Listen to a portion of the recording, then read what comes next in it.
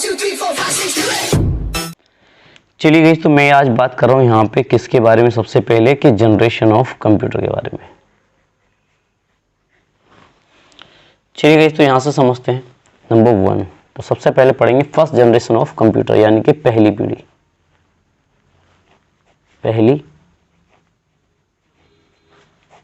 किसकी पहली पीढ़ी की बात चली? कंप्यूटर की पहली पीढ़ी। तो जो पहली पीढ़ी का जो टाइमिंग याद रखो, तो यहाँ से पहली पीढ़ी का जो टाइमिंग है, तो टाइमिंग है 1942 से लेकर 1955 तक। कुछ किताबों में ये जो टाइमिंग है बच्चों अलग अलग मिल सकता है, हो सकता है मान लो ऐसा मिल जाए 1940 से लेकर 1952 तक, या 1942 से 54-55। जनरली इस टाइम को फॉलो कर लेंगे, इसीलिए टाइमिंग बहुत कम पूछा जाता है। अब पहली पीढ़ी के जो कंप्यूटर थे, यहाँ से क्या प्रश्न आएंगे? चलिए केवल क्वेश्चन के ऊपर बात करेंगे। सर सब पहला क्वेश्चन आएगा, पहली इस पीढ़ी के जो कंप्यूटर थे इसमें विद्युत प्रवाह कैसा होता था? विद्युत प्रवाह किस चीज से करते थे, यानी कि आप वो पूछ रहे हैं करंट की सप्लाई कैसे होती थी। तो विद्युत प्रवाह करने के लिए किसका यूज किया था? वैक्यूम ट्यूब का यूज किया गया था। यानी कि प्रथम जनरेशन के जो कंप्यूटर थे तो उनका प्रयोग, उसके प्रयोग में विद्युत प्रवाह के लिए वैक्यूम ट्यूब का यूज किया गया। बच्चों वैक्यूम ट्यूब की वजह से क्या होता था ना, कंप्यूटर जल्दी गर्म होते थे। यानी कि कंप्यूटर क्या लिख सकते हैं हम यहाँ पे, जल्दी गर्म हो जाए। बहुत सारे वैक्यूम ट्यूब लगाने पड़ते तो जल्दी गर्म होते थे, तो ये इसकी खामी थी इस कंप्यूटर की। फिर आपसे पूछेंगे पहली जनरेशन के जो कंप्यूटर थे तो उनमें डेटा स्टोरेज के लिए किसका प्रयोग किया जाता था? तो अगर डेटा स्टोरेज की बात आ जाए तो डेटा स्टोरेज के लिए सबसे पहले स्टार्टिंग में क्या था बच्चों? मैग्नेटिक टैप का प्रयोग किया गया था। इसमें किसका प्रयोग किया गया था? Magnetic tap. पता मैग्नेटिक टैप कैसा होता था? जैसा आपने देखो ना VCR वगैरह या वो DVD PVD की जो कैसेट्स वगैरह होती थी, इस तरह की रिकॉर्ड वगैरह जो चक्का टाइप का आता था उस तरह का होता था। ठीक है, उसको उसमें डाला जाता तब डेटा स्टोरेज के लिए। ठीक, उसके बाद में अगर आपसे पूछा जाए कि प्रथम पीढ़ी के जो कंप्यूटर थे उसमें कौन सी लैंग्वेज का प्रयोग किया गया था, तो किसका यूज किया गया था? कौन सी लैंग्वेज है ये? बाइनरी कोड का प्रयोग किया गया था। ठीक है, आपसे पूछा जाता है कई बार कि प्रथम पीढ़ी के कंप्यूटर की जो स्पीड है वो स्पीड किस में मापी जाती थी? ठीक है गाइस, ये क्वेश्चन आता है। तो किस में मापी जाती थी? मिली सेकेंड में। किस में बच्चों? मिली सेकेंड में स्पीड मापते थे प्रथम जनरेशन के कंप्यूटर के। उसके बाद में एक चीज़ और याद रख लेंगे कि इसमें भी क्या था बच्चों, अगर आपसे पूछा जाए कि पंच कार्ड का प्रयोग कौन सी जनरेशन के कंप्यूटर में किया गया तो वो भी प्रथम में, यानी कि पंच कार्ड का प्रयोग किया गया था। क्या होता है पंच कार्ड, वो मैंने आपको पहले सिखा दिया ऑलरेडी। पंच कार्ड का भी प्रयोग किया गया था, पंच कार्ड का भी यूज समझेंगे इतने सी। ठीक, उसके बाद में जो प्रथम जनरेशन के जो कंप्यूटर थे ना, तो ये क्या थे बच्चों? एक तरह से ये कह सकते हैं यहाँ पर ये सर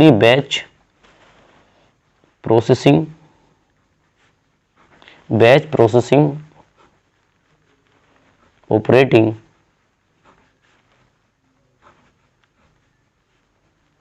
सिस्टम का प्रयोग किया गया था। इनमें क्या होता है इस सिस्टम का मतलब? सर इसमें मतलब ये है कि बच्चों जो कार्य है ना वो कैसा होगा, तो कार्य होता था स्टेप बाय स्टेप। जैसे उदाहरण के तौर पे अगर मान लो सबसे पहले अगर आपने प्लस को कमांड दी तो पहले ये पूरी होगी, अगर किसी चीज़ की नेगेटिव दे दी तो ये उसके बाद में होगी। ऐसा नहीं है कि पहले प्लस, जो भी काम आप एक बार दोगे तो वो पहले वो पूरा होगा उसके बाद में दूसरा होगा। That is the statement. के बात समझ में आ गई यहाँ से? एक इसमें जो अहम चीज़ पूछी जाती है कि इनका आकार जो पूछ लिया जाए तो बच्चों याद रखेंगे ये आकार इनका बहुत बड़ा होता था। तो आकार कैसा है इनका? आकार में बहुत बड़े कंप्यूटर होते थे, तो कमरे में आते थे। इतने बड़े कंप्यूटर थे, ऐसा नहीं कि उठा कर जेब में रख के लेके चले जाओ। ठीक, फिर दूसरा जो पॉइंट आता है बच्चों यहाँ से, तो एक पॉइंट यहाँ से ये पूछा जा सकता है आपसे कि बताओ कि प्रथम जनरेशन के जो कंप्यूटर थे उनके उदाहरण पूछा जा सकते हैं कि कौन कौन से हैं। तो इसमें कौन कौन से कंप्यूटर थे बच्चों? एक तो बन गया था ENIAC। तो ENIAC कौन सी जनरेशन का कंप्यूटर? प्रथम। एक बना था यूनिवैक फर्स्ट, तो ये भी आपका फर्स्ट जनरेशन का। और मार्क 1 भी, मार्क 1, ये तीनों सभी कंप्यूटर केवल मेन लिखा है मैंने यहाँ पे कि फर्स्ट जनरेशन में आपका ENIAC आ चुका था, यूनिवैक आ चुका था, मार्क 1, ये सब कौन सी जनरेशन के? फर्स्ट जनरेशन के कंप्यूटर हैं। ठीक है guys, second generation of computer, या यूं कह सकते हैं एक तरह से दूसरी पीढ़ी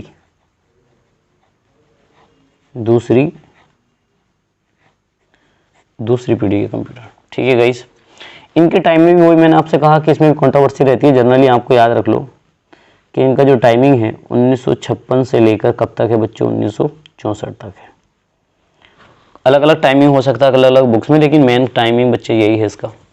अब देखें साहब, जो सेकंड जनरेशन, तो सेकंड जनरेशन के जो कंप्यूटर थे, तो आपसे पूछा है सेकंड जनरेशन के कंप्यूटर में विद्युत प्रवाह के लिए, करंट फ्लो के, करंट सप्लाई के लिए किसका प्रयोग किया जाता था? विद्युत प्रवाह। तो जो विद्युत प्रवाह के लिए इसमें किस चीज का प्रयोग किया जाने लगा था? ट्रांजिस्टर का। कि स्टार्टिंग में क्या था बच्चों, स्टार्टिंग में सबसे पहले क्या बन गया था? पहले वैक्यूम का प्रयोग किया गया और सेकंड वाले में ट्रांजिस्टर का प्रयोग किया जाने लगा। अगर आपसे पूछा जाए स्टोरेज के लिए किसका प्रयोग किया जाता था, तो जो स्टोरेज के लिए यहाँ पर भी अभी भी क्या होता था, वो मैग्नेटिक टेप का प्रयोग था। मैग्नेटिक टेप कैसी होती है? Magnetic tape like that is, अभी तो पीछे पढ़ा था हमने। ठीक है, उसके बाद में अगर आपसे पूछा जाए भाषा, लैंग्वेज, तो यहाँ पे जो कौन कौन सी लैंग्वेज का प्रयोग किया जाने लगा था, तो एक लैंग्वेज है बच्चों यहाँ पे फोर्ट्रेन प्लस कोवाल, इन दो लैंग्वेज का प्रयोग किया जाने लगा। और दोनों क्या हैं बच्चों? ये हाई लेवल की लैंग्वेजेस हैं।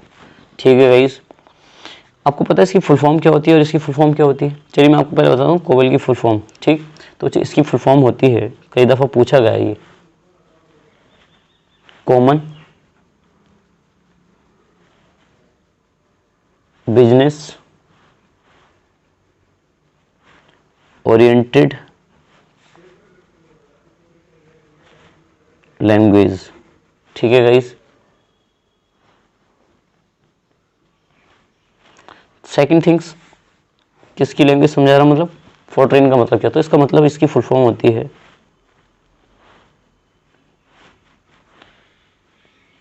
FR का मतलब है यहाँ पे फॉर्मूला, और ट्रेन का मतलब है ट्रांसलेशन। फॉर्मूला ट्रांसलेशन,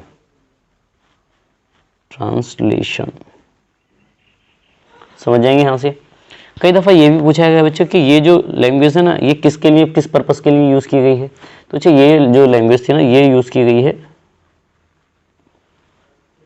बिजनेस के लिए यूज़ की गई थी। यानी कि एक तरह से ये कह सकते हैं आपका ये कमर्शियल लैंग्वेज है। कैसी है ये? कमर्शियल है, व्यवसाय के वालों लोगों के लिए इस लैंग्वेज का निर्माण किया गया था। और जबकि इस लैंग्वेज का किन के लिए, अगर आपसे ये पूछा जाए भाई ये किसके लिए, तो ये वैज्ञानिक और गणितज्ञों के लिए बनाई गई थी। बड़ी टफ लैंग्वेज है ये, वैज्ञानिक और गणितज्ञों के लिए इस लैंग्वेज का निर्माण किया गया था, और दोनों इसमें यूज़ की गई थी। और कैसी है ये? हाई लेवल लैंग्वेजेस हैं। बात समझ में आ गई बच्चों यहाँ से। दूसरा आता है आपसे कि साहब ये जो कंप्यूटर बनाया गया था, इस कंप्यूटर की जो स्पीड थी वो किस में मापी जाती थी, किस में मेजर की जाती थी? अगर हम इसकी स्पीड की बात करें तो स्पीड को जो मापा गया था माइक्रो सेकंड में, वो मिली सेकंड था, और ये क्या है बच्चों? Micro second. ठीक है गाइस, ओके। कई बार आपसे आ जाएगा कि साहब इस जनरेशन के कौन कौन से उदाहरण है कंप्यूटर के, कौन कौन से कंप्यूटर थे यहाँ पे? तो जो याद रखें, एक कंप्यूटर था जिसका नाम था IBM 1401, ये कंप्यूटर इसी में था।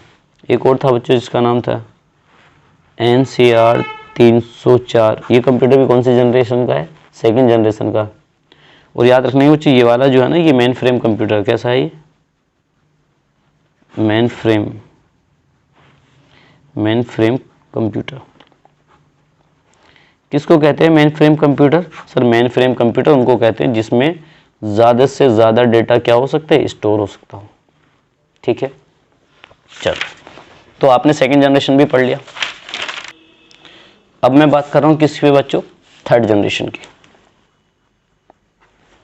चलो तो थर्ड जनरेशन देखते हैं।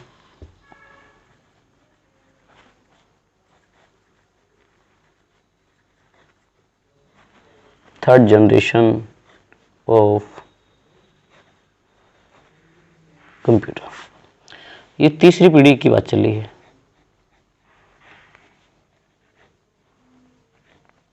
तीसरी पीढ़ी, ठीक है। तो यहाँ पर अगर आपसे पूछा जाए कि साहब थर्ड जनरेशन के किसके बारे में, कंप्यूटर के बारे में, तो जो थर्ड जनरेशन का जो कंप्यूटर, अब तो टेक्नोलॉजी बहुत ज़्यादा डेवलप हो चुकी थी, तो सबसे पहले वही पूछा जाएगा विद्युत प्रवाह के लिए किस चीज़ का प्रयोग किया गया है यहाँ पे, कौन सी जनरेशन में, थर्ड जनरेशन में। तो विद्युत प्रवाह के लिए जो थर्ड जनरेशन में प्रयोग किया गया है आईसी का, किसका, आईसी का। आईसी मतलब इंटीग्रेटेड सर्किट। मैंने आपसे एक क्वेश्चन पूछा था कि आपको अभी ये बता चुका हूँ ऑलरेडी में कि आईसी को इंटीग्रेटेड सर्किट कहते हैं। इसमें किस किस का प्रयोग किया गया है वो कमेंट करके बता सकते हैं आप, किस किस का किया गया है बच्चों, ठीक है। और आपसे ये भी बताइए कमेंट करके कि इसका आईसी का जो निर्माण है वो किसने किया था, ठीक है। दूसरा स्टेटमेंट आ गया आपसे बच्चों, इसमें जो स्पीड है, स्पीड किसमें मापी गई है, तो जो स्पीड जो मापी गई, अब यहाँ पे मापी गई थी नैनो सेकंड में, किसमें, नैनो, यानी कि थर्ड जनरेशन में नैनो सेकंड में। दूसरा क्या था बच्चों, यहाँ पे क्या होने लगा था, अब थर्ड जनरेशन के कंप्यूटरों में इनपुट और जो आउटपुट का हार्डवेयर के रूप में प्रयोग, यानी कि इनपुट और, देखिए हार्डवेयर का जो इनपुट और आउटपुट के रूप में जो हार्डवेयर का प्रयोग किया गया है वो कौन सी जनरेशन में आके, थर्ड जनरेशन में प्रयोग किया गया, ठीक है गाइस।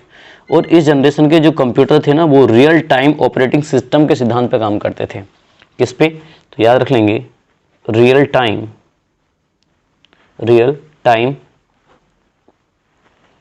ऑपरेटिंग सिस्टम के सिद्धांत पर कार्य है, ठीक है गाइस। क्या होता है कि रियल टाइम ऑपरेटिंग सिस्टम, इसमें क्या होगा बच्चों, देखिए उदाहरण के तौर पे एक प्रोसेस है,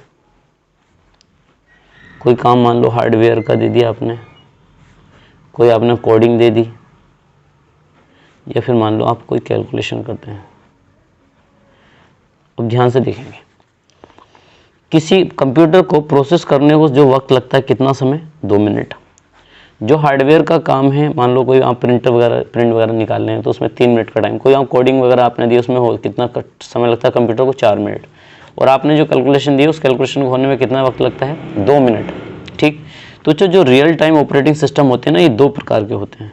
कितने प्रकार के होते हैं, किसके प्रकार हैं ये, रियल टाइम ऑपरेटिंग सिस्टम के। तो ये 2 तरह के होते हैं, एक होते हैं बच्चों हार्ड और एक होते हैं सॉफ्ट। तो अगर आपसे पूछा hard real time operating system क्या होता है और एक होता है soft real time operating system, तो हार्ड में क्या होगा बच्चों, इसमें क्या होता है ना, जो टाइमिंग है वो टाइम फिक्स होता है। इसमें क्या होगा, टाइम फिक्स होगा, यानी कि पहले ए फिर बी फिर सी और फिर डी। कहने का मतलब क्या है, अगर आपने पहले प्रोसेस दी है तो पहले प्रोसेस होगी, उसके बाद में क्या होगा, फिर हार्डवेयर का काम होगा, फिर आपकी कोडिंग होगी, फिर आपका कैलकुलेशन, यानी कि स्टेप बाय स्टेप काम होगा। सॉफ्टवेयर देखिए, जो आपका soft real time operating system होता है, तो जब इसमें क्या है, इसमें बच्चों ये जो है ना फिक्स नहीं होता है, ये क्या नहीं है, ये फिक्स्ड नहीं है। इसमें क्या है, सॉफ्ट का मतलब ये अपने हिसाब से काम करेगा। साहब के अगर प्रोसेस होने में 2 मिनट लग रहे हैं तो सबसे पहले क्या करेगा, ये ए को करेगा, मान लो ये ए है, ये बी है, ये सी है और ये डी है।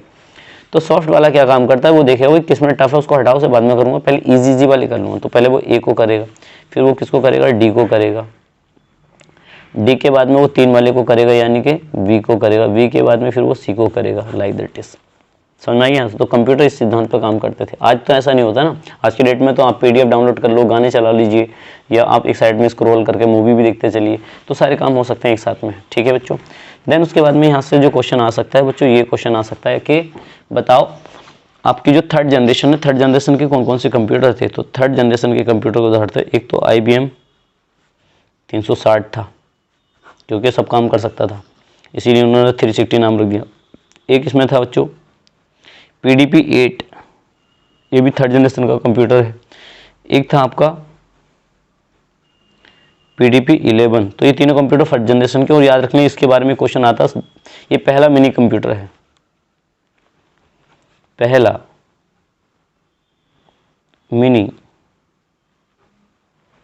कंप्यूटर। तो पहला मिनी कंप्यूटर कौन सा था बच्चों? PDP-8 पहला मिनी कंप्यूटर था। अब मैं यहां से बात कर रहा हूं बच्चे किस पे? फोर्थ जनरेशन पे। फोर्थ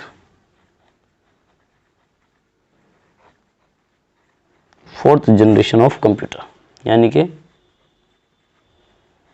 सर चौथी पीढ़ी।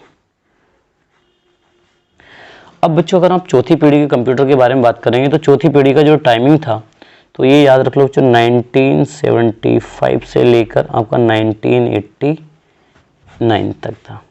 ठीक है। अब इस चौथी पीढ़ी के जो कंप्यूटर थे, इनमें क्या क्या चेंजेस देखने को मिलेंगे? तो सबसे पहला मैं बता रहा हूँ विद्युत प्रवाह के लिए, विद्युत प्रवाह। तो विद्युत प्रवाह के लिए यहाँ पर किसका प्रयोग किया जाने लगा? तो यहाँ पे माइक्रो प्रोसेसर। तो यहाँ पे माइक्रो प्रोसेसर का यूज किया। और आपको पता है अभी मैंने आपको पढ़ाया था बच्चों, बताइए दुनिया का पहला माइक्रो प्रोसेसर कौन सा था? उसका नाम बताना कमेंट करके। ठीक है गाइस, तो माइक्रो प्रोसेसर का। देन उसके बाद में अगर आपसे पूछा जाए कि फोर्थ जनरेशन के कंप्यूटर में जो स्टोरेज है उस बुक, उसके लिए किस चीज़ का प्रयोग किया गया था? तो यहाँ पे विंचेस्टर डिस्क का प्रयोग, विंचेस्टर डिस्क का प्रयोग किया गया था। और इसी को आप लोग जानते हैं नोन एज, किसके नाम से बच्चों? Hard disk. हार्ड डिस्क समझ में आ गया यहाँ से? तो हार्ड डिस्क का कौन सी जनरेशन के कंप्यूटर में प्रयोग किया? सर फोर्थ जनरेशन के कंप्यूटर में प्रयोग किया जाने लगा था हार्ड डिस्क का। पता क्या होती है हार्ड डिस्क?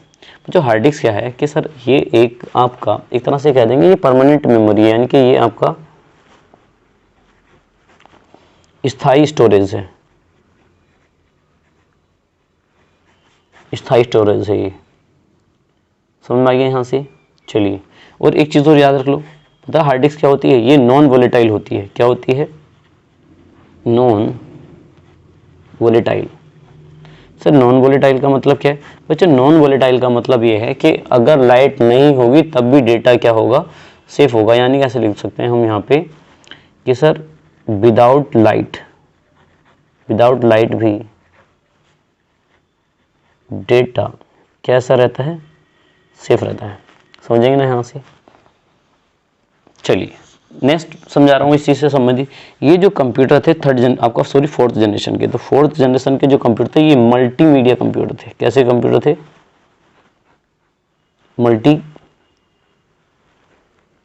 Multimedia computer. सी का मतलब कंप्यूटर।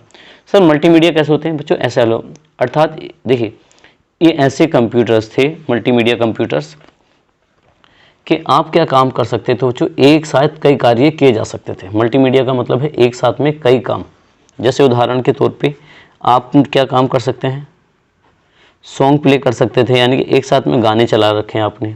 साथ साथ में आप क्या कर सकते थे बच्चों? डाउनलोडिंग भी कर सकते हैं। मान लो कोई PDF आपने डाउनलोड करनी है, ये काम भी कर सकते थे। अगर मान लो गेम खेलना है तो गेमिंग भी कर सकते थे आप। समझ में आ गया यहाँ से? तो ये मल्टीमीडिया कंप्यूटर्स थे।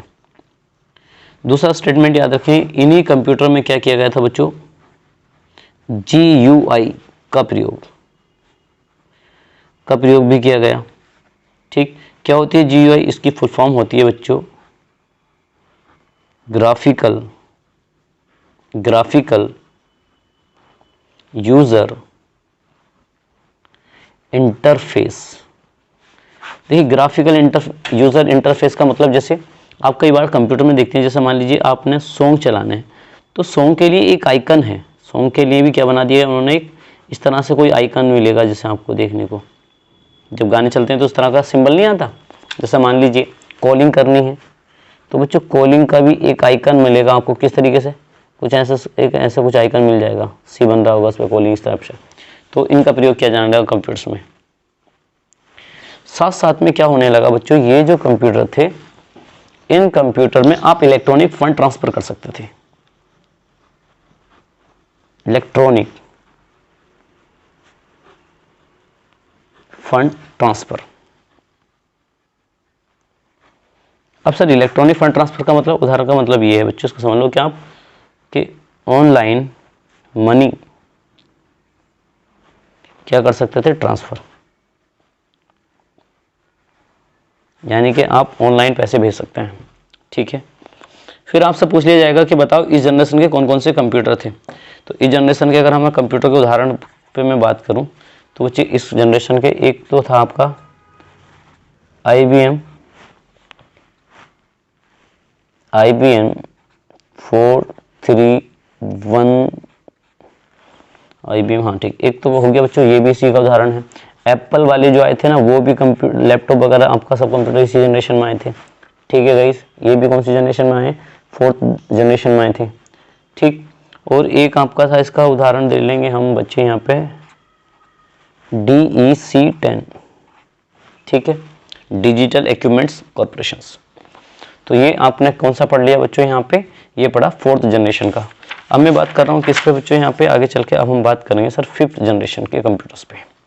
और टोटल कितनी जनरेशन होती हैं, 5 जनरेशन है। तो चलिए बच्चे नेक्स्ट देखते हैं अब।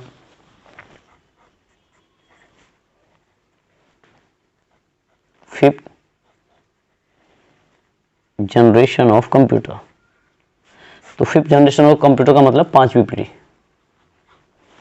5वीं पीढ़ी कंप्यूटर की। और ये कैसी है बच्चों, ये लास्ट है, ये लास्ट जनरेशन। ठीक है, चलो अब इस टाइम के जो कंप्यूटर से, इसमें से रिलेटेड क्या क्या क्वेश्चन आ सकते हैं आपसे। तो 5वीं पीढ़ी के जो कंप्यूटर थे ना बच्चों, तो सबसे पहले तो ये पूछा जाएगा कि इसमें द फर्स्ट स्टेटमेंट, वो कहेंगे कि बताइए कि इसमें क्या था कि विद्युत प्रवाह के लिए, किसके लिए बच्चों, विद्युत प्रवाह के लिए किस चीज़ का प्रयोग किया गया है, या फिर स्टोरेज के लिए किसका प्रयोग किया गया है, ये सारी चीज़ें आपसे पूछी जाएंगी। तो सबसे पहला स्टेटमेंट है कि मैं समझा रहा हूँ, चलिए बच्चे इसमें स्टोरेज देख लेंगे। तो स्टोरेज के लिए यूज़ किया गया है इसमें ULSI का प्रयोग किया गया। सर USLI क्या होता है, ये USLI इसकी फुल फॉर्म देख लेंगे बच्चों। इसकी फुल फॉर्म है ultra large scale integrated circuit. इसकी हिंदी हो जाएगी बच्चों अल्ट्रा बृहत एकीकृत सर्किट। ठीक है गाइस, पता है इसमें कैसा है, मान लो बच्चों ये जो था ना, इसके अंदर 30,000, कितना, 30,000 से 1,00,000, 30,000 से 1,00,000 IC का यूज किया गया था। ठीक है बच्चों, यहाँ पे चलिए, सॉरी ये किसका, विद्युत प्रवाह के लिए, विद्युत प्रवाह और स्टोरेज के लिए। देन उसके बाद में क्या था, यहाँ पर क्या देखने को मिल जाएंगे, 5th जनरेशन में मिलेंगे बच्चों। 5th जनरेशन का टाइमिंग याद रखेंगे सर, ये टाइमिंग था 1989 से लेकर टिल नाउ, अब तक। ठीक, तो आप यहाँ पे देखने को मिलेंगे आपको लैपटॉप। तो लैपटॉप कौन सी जनरेशन में आए हैं सर, ये 5th जनरेशन में आए हैं। स्मार्टफोन, तो ये भी आपके 5th जनरेशन में। कई बार आपने सुना होगा HD में मूवी, HD का मतलब क्या होता है, हाई डेफिनेशन। एक्चुअली ये रेजोल्यूशन से रिलेटेड है कि पिक्सल बढ़िया होंगे, अच्छी होगी। ठीक, सेकंड चीज़ याद रखो बच्चों, इसी जनरेशन में क्या गया था, AI टेक्नोलॉजी आ गई थी। AI टेक्नोलॉजी को एक तरह से कह सकते हैं आप